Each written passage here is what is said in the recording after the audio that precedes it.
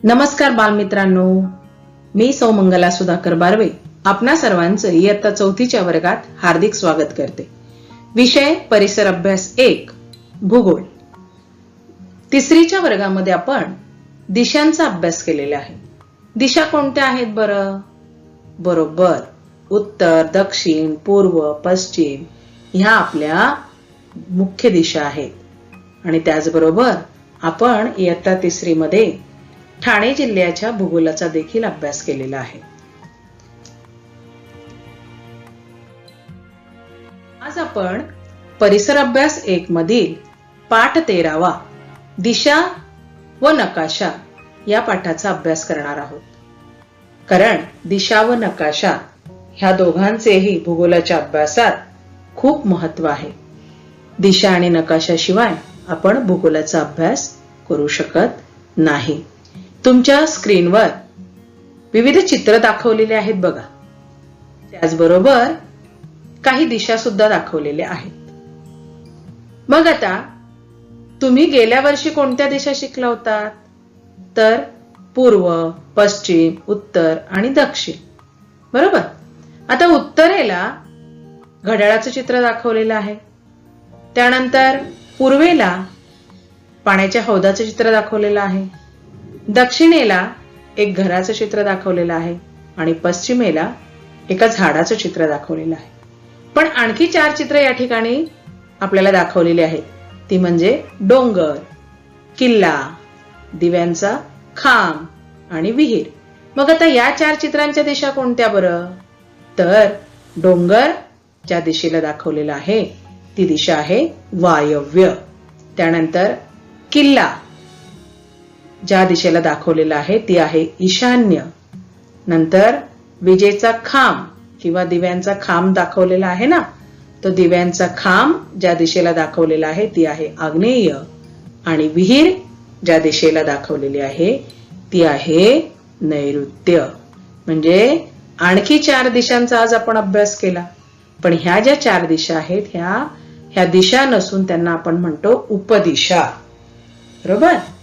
कारण वायव्य, ईशान्य, आग्नेय आणि नैऋत्य अशा 4 उपदिशा आहेत। बघा, कोणतं चित्र कोणत्या दिशेला आहे ते ओळखा आणि खालील रकान्यामध्ये लिहा। मग घड्याळ बरोबर उत्तर, डोंगर वायव्य, झाड पश्चिम, विहीर नैऋत्य, घर दक्षिण, पाण्याचा हौद पूर्व, किल्ला ईशान्य, दिव्यांचा खांब आग्नेय। मग आता पुढील प्रश्नांची उत्तरं तुम्ही सांगायची आहे। कोणत्या चित्रांच्या दिशा तुम्ही स्वतः ओळखून लिहिल्या?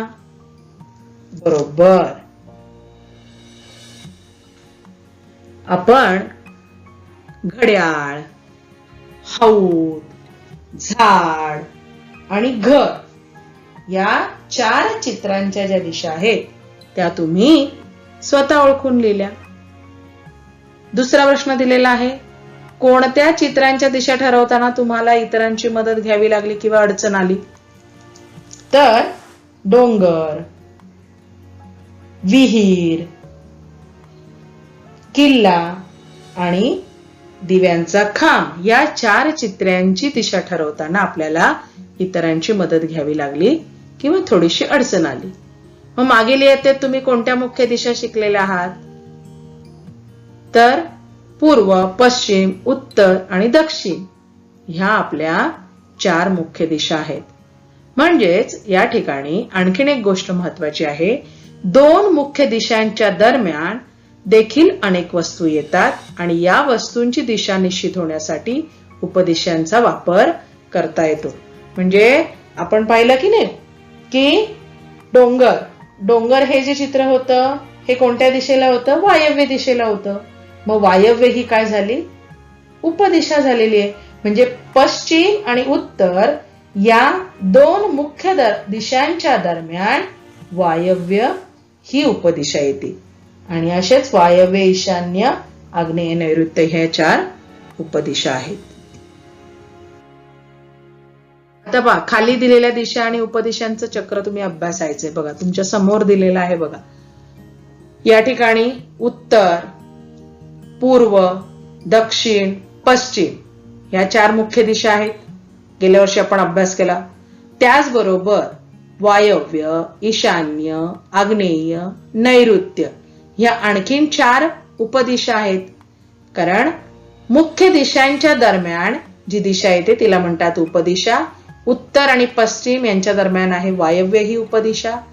उत्तर आणि पूर्व यांच्या दरम्यान आहे ईशान्य ही उपदिशा. नंतर पूर्व आणि दक्षिण यांच्या दरम्यान आग्नेय ही उपदिशा आहे. आणि पश्चिम आणि दक्षिण यांच्या दरम्यान नैऋत्य ही उपदिशा आहे. असं हे दिशाचक्र आहे. म्हणजे दिशा आणि उपदिशांचं जे चक्र दाखवलेलं आहे यालाच आपण काय म्हटलेलं आहे इथे, दिशाचक्र असं म्हटलेलं आहे. हे दिशाचक्र तुम्ही तुमच्या वहीत काढायचं आहे. त्याचबरोबर हे दिशाचक्र तयार सुद्धा करायचं आहे, कारण याचा आपल्याला नकाशा वाचण्यासाठी उपयोग होणार आहे. मग माहित आहे का तुम्हाला, दिशा ह्या नेहमी जमिनीला समांतर असतात आणि म्हणून नकाशा नेहमी स्थानिक दिशांनुसार जमिनीवर ठेवावा आणि मग त्याचं वाचन जर आपण केलं तर ते अचूक होतं. म्हणजे स्थानिक दिशा आपल्याला माहित असायला हव्यात. पूर्व दिशा कोणती, पश्चिम कोणती, उत्तर कोणती, दक्षिण कोणती, आणि या स्थानिक दिशांनुसार आपण एखाद्या नकाशाचा अभ्यास करत असताना तो नकाशा ठेवायचा आहे आणि त्याचा अभ्यास करायचा आहे. आणि मग अशा वेळेला केलेलं हे नकाशा वाचन हे अचूक ठरतं, हे नक्की.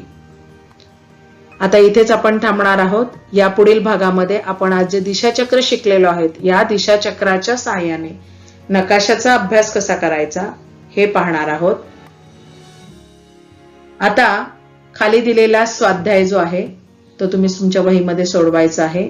मुख्य दिशा कोणत्या, उपदिशा किती व कोणत्या, आणि दिशाचक्राची आकृती काढा व दिशाचक्र तयार करा. ओके.